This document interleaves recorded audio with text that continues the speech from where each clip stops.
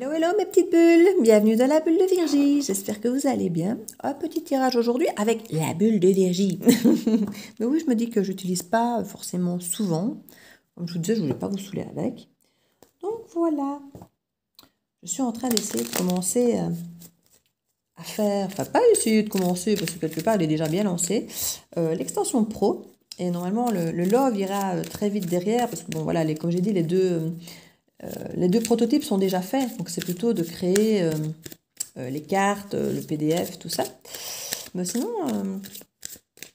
c'est en bonne voie. C'est en bonne voie. Donc je me dis que c'est l'occasion de ressortir celui-ci.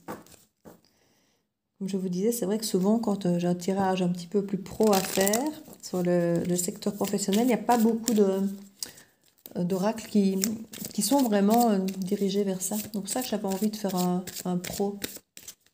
Je trouve que ça manque un peu sur le marché. C'est pour ça que je vais commencer par celui-là.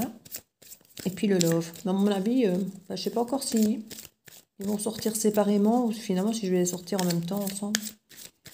Je ne sais pas. C'est vrai qu'une fois qu'ils sont là, qu'ils sont imprimés, qu'ils sont beaux, qu'ils sont faits, on a envie de... Donc je ne sais pas. C'est encore une décision que j'ai à prendre. Alors, petit tour de carte, hein, vous savez, je vous explique. Hein. Je tourne chaque fois un petit tour. Hop là, comme ça je donne aux cartes l'opportunité de se positionner autrement. Et on y va. Alors, on nous parle ici d'oubli. C'est pas toujours bien grave, hein. De croyances limitantes. Ah oui, il y a parfois des choses, effectivement, où on se trompe. On nous parle d'amour inconditionnel. Ouais, là aussi, au niveau de l'amour inconditionnel, pour certains, parce qu'il y a cet amour inconditionnel, il y a forcément des croyances limitantes qui sont liées à ça. Et ça dépend de l'éducation, ça dépend d'un tas de choses, en fait. On nous parle de l'été. On a toujours tous une façon de penser, de croire comment l'amour inconditionnel fonctionne. Ce qu'on doit faire, ce qu'on ne doit pas faire, ce qui est obligatoire, ce qui est interdit, vous voyez? Toutes ces choses qu'on trouve normales ou pas de faire ou de devoir faire ou d'attendre des autres. Ça fait beaucoup, hein. Ces croyances limitantes qui sont effectivement différentes d'une personne à l'autre. Il n'y a pas une qui soit moins bonne ou meilleure.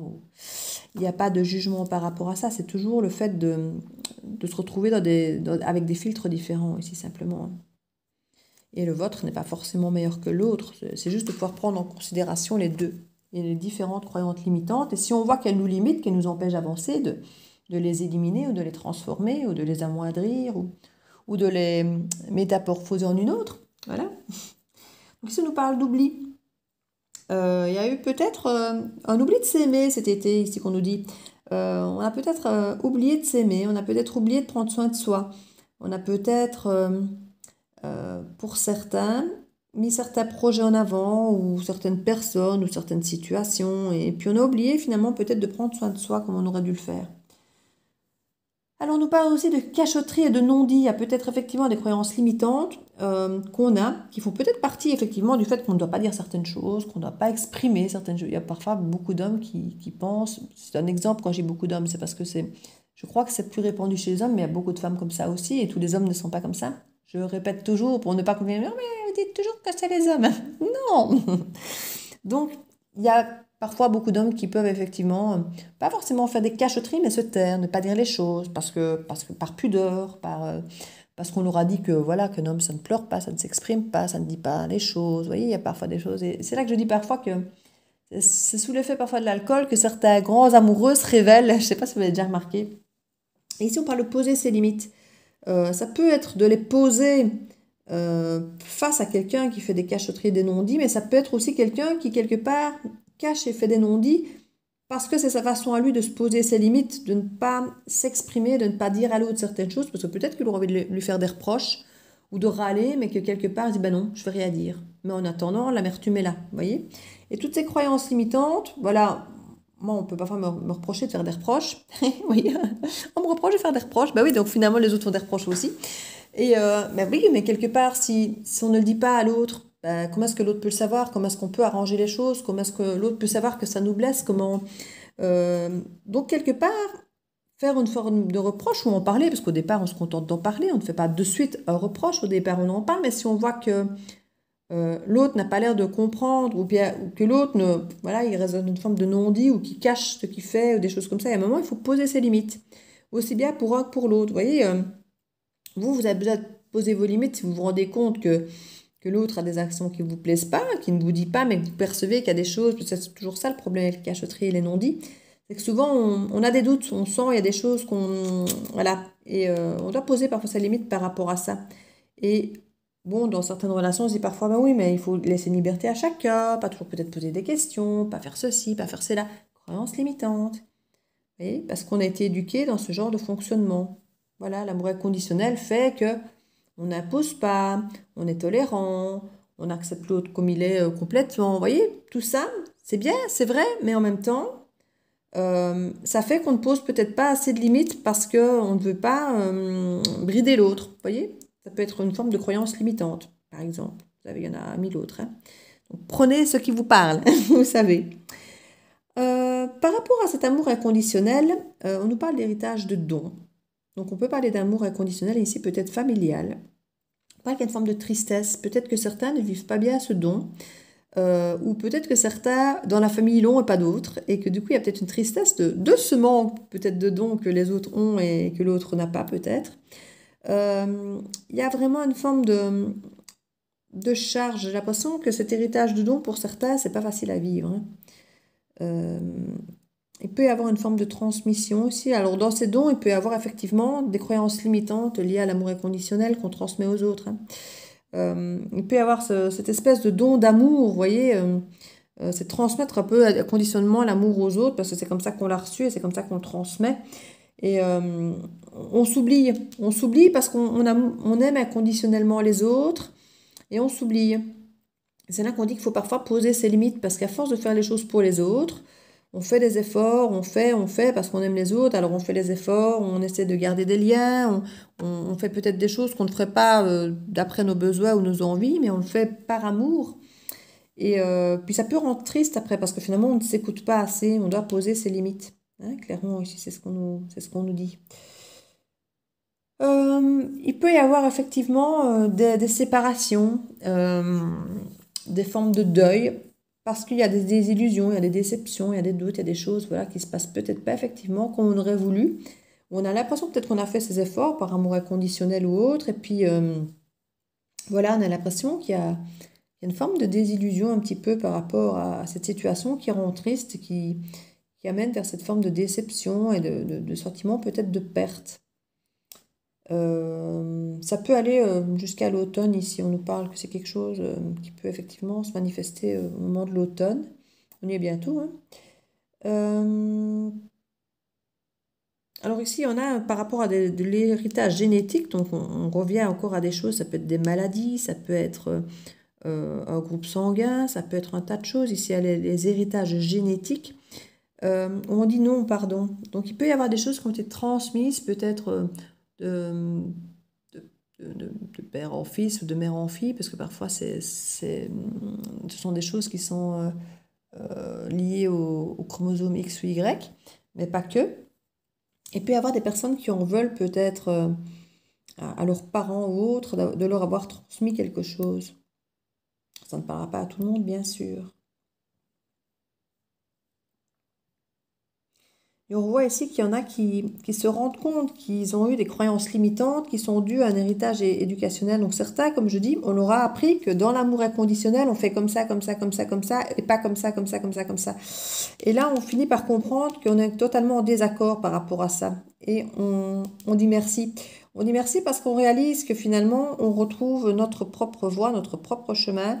On peut s'aimer peut-être à nouveau parce qu'on sera à nouveau en accord avec nous-mêmes, parce que là, on se rend compte qu'on a agi en fonction de ce qu'on nous a appris et pas en fonction de ce qu'on était. Et c'est peut-être pour ça qu'on s'est retrouvé triste et déçu parfois, parce que on a opéré des mécanismes qui ne nous appartiennent pas pour faire plaisir, par amour. Et puis on se dit, ben voilà, quand je suis moi, finalement, ça ne passe plus pareil. Il y a peut-être effectivement des pertes, des séparations et des choses comme ça. Et on se dit, ben oui, c'est ce refus, ce désaccord de faire comme on nous a appris ou ce qu'on attend de nous, parce que c'est souvent comme ça aussi, hein, ce qu'on attend de nous, ben finalement, on se dit merci parce que pour une fois qu'on se respecte, qu'on s'écoute et qu'on demande aux autres de nous respecter, si on voit qu'effectivement les autres ne nous respectent pas comme on est, Mais quelque part, c'est qu'on n'a peut-être pas réellement à être avec ces personnes, quoi. Et il faut du temps pour s'en rendre compte. Ça rend triste, évidemment. Mais si effectivement c'est avec plein de non-dits et des choses comme ça, et voilà, il y a des oublis ici, on parle d'oublier certaines croyances limitantes, hein, clairement, par rapport à de l'amour inconditionnel qu'on nous aurait appris à gérer. Donc on décide d'oublier un petit peu ce qu'on nous a appris parce qu'on veut s'aimer davantage, on veut peut-être se pardonner aussi d'avoir suivi ces héritages qui n'étaient finalement pas faits pour nous. Et là, on se dit, voilà, maintenant on refuse, on se pose des limites, on ne veut plus rentrer dans ces choses qui ne nous appartiennent plus en fait. On a vraiment cette énergie ici sur cet amour inconditionnel, sur ce qu'on vous a transmis de comment on devait faire. Quand on aime, on fait comme ça. Voilà. On ne fait pas ça, on ne fait pas ça, on ne fait pas ça, on fait ça, on fait ça, on fait ça. Et en grandissant, on se dit que finalement, c'est comme ça qu'on doit fonctionner. Et puis on se rend compte que c'est peut-être pas notre façon à nous de fonctionner, mais qu'on a quand même fait ça toute notre vie. Et du coup, qu'on n'a jamais vraiment été heureux, qu'on ne s'est peut-être jamais vraiment aimé soi-même, puisqu'on ne se respectait pas. Et du coup, en ne se respectant pas, on ne s'est jamais fait vraiment respecter. Donc, on n'a pas peut-être réussi certaines relations parce que on n'était pas réellement nous dans ces relations. Vous voyez, un petit peu de ça ici qui ressort. Et tout ça a peut-être été dans le domaine du non-dit. Donc, il est temps peut-être de sortir certaines choses, d'assumer qui vous êtes, de poser vos limites et de montrer votre façon à vous d'être et d'aimer. Et pas forcément en fonction de ce qu'on attend de vous, de cet héritage, de cette transmission, ou de continuer à faire ce que quelque part on vous a appris ou qu'on vous a mis sur les épaules en disant voilà, tu dois agir comme ça. C'est ça qu'on attend de toi. C'est ça qui est normal. Vous voyez, il y a un petit peu de cette énergie où souvent on fait les choses parce que c'est ce qu'on attend de nous, parce que c'est comme ça qu'on nous a appris que. Donc ici, c'est un petit peu le message qu'on veut vous faire passer ici. C'est de faire plus les choses en fonction de qui vous êtes et pas de ce qu'on attend de vous ou de ce qu'on vous a appris. Là-dessus, je vais mettre quoi? Ouais, les animaux, j'ai envie. Hop là. Le petit oracle des animaux de pouvoir. Voilà. Donc pour l'oracle de la bulle de Virgie, si vous intéresse, n'hésitez pas, vous avez toutes les informations en barre d'infos, le lien PayPal, les différents frais de port suivant votre lieu d'habitation. Je vous demande juste dans le lien PayPal au moment du paiement d'indiquer si c'est pour la France, la Belgique et d'indiquer votre adresse mail si ce n'est pas la même que le lien PayPal parce que j'ai besoin de votre adresse mail pour vous envoyer le petit mail, le lien pour Mondial Relais pour que vous puissiez sélectionner vous-même votre adresse ou votre point relais. Donc n'hésitez pas. Tout est ici en tout, si ça vous intéresse. Il y en a encore, hein, il y en a encore. Tout n'est pas vendu, hein, donc n'ayez pas peur. Et comme j'ai dit, il y aura une trentaine d'euros qui seront reversés sur les 40 euros à des associations pour aider les sinistrés ici. Donc j'attends encore d'avoir certaines listes. Il y aura certainement déjà l'Armée du Salut, qui a été assez efficace contrairement à la Croix-Rouge, parce que la Croix-Rouge, il y en a beaucoup qui ne sont pas contents. N'hésitez pas à me mettre ce que vous en pensez d'ailleurs, hein, surtout les Belges qui se sentent concernés. Et si vous avez des idées d'organismes que vous voyez comme fiables, ben, n'hésitez pas à me les mettre en commentaire. Ça me fera plaisir de voir, d'avoir vos avis. C'est quand même vos sous quelque part qui vont aller dans ces dons. Donc si ça peut vous faire plaisir de voir où ça va, ça m'arrange aussi. Donc voilà. On nous parle ici de la cigogne. J'accueille avec plaisir et excitation la nouveauté. Elle me conduit vers de passionnantes aventures. Et oui, vous allez peut-être vous découvrir tout nouveau, tout neuf, autrement qu'avant, parce que vous allez enfin faire ce qui vous appartient. Vous allez presque renaître à vous ici. Parce que vous allez vous rendre compte qu'en posant vos limites, qu'en vous respectant, ben, vous ne serez peut-être plus triste parce que vous allez faire les choses à votre façon, vous allez vous aimer. Et ça, c'est de suite une nouvelle aventure. Ça va être tout nouveau pour vous. Ça va être une grande nouveauté de vous aimer et de faire les choses à votre manière, à votre vraie façon d'être en fait, et plus en fonction de ce qu'on vous a appris ou de ce qu'on attend de vous.